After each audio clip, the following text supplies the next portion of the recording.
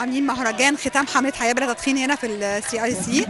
المفروض المكان ده بفضل الله احنا خليناه بلا تدخين من حوالي 4 سنين. فطبعا بعد الثوره فوجئنا ان الطلبه كانوا عندهم اعتراض ان المكان يبقى بلا تدخين، فحاولوا انهم يرجعوا التدخين تاني. فللاسف الجامعه خصصت لهم اوضه داخل المكان انهم يدخنوا فيها.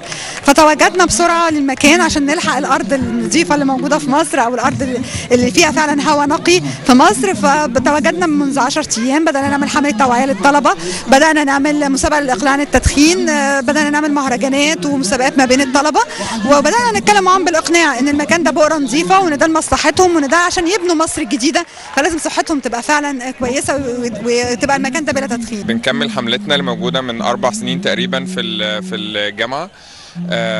هي أول جامعة بلا تدخين معانا في مصر، وبنتابع كل سنة في نفس التوقيت تقريبا. بنبقى موجودين لمدة أسبوع مع شباب الجامعة، بنحاول نقدم توعية كل سنة بشكل مختلف. احنا كمان هدفنا كفريق ان احنا بنغير نظرة المجتمع تجاه العادة دي، انه ده شيء مش كويس، شيء مش عادي، بالظبط زي ما موجود في البلاد الأوروبية، ان هم بينظروا للمدخن على انه هو بيتصرف او بيقوم بعمل لا أخلاقي. تمام. كذلك نتمنى كده في مصر ان برضو تتغير نظرة الناس لموضوع التدخين، ان هو بالفعل شيء لا اخلاقي، مش بس شيء عادي اللي بيدخن زي ما بيدخنش.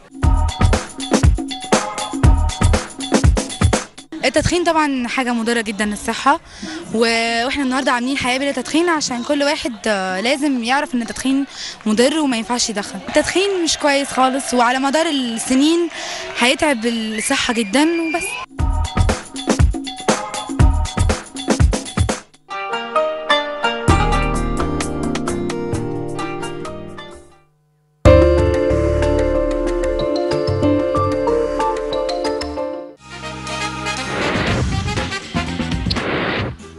ألبس ده ولا ده، بس ده محتاج مكوى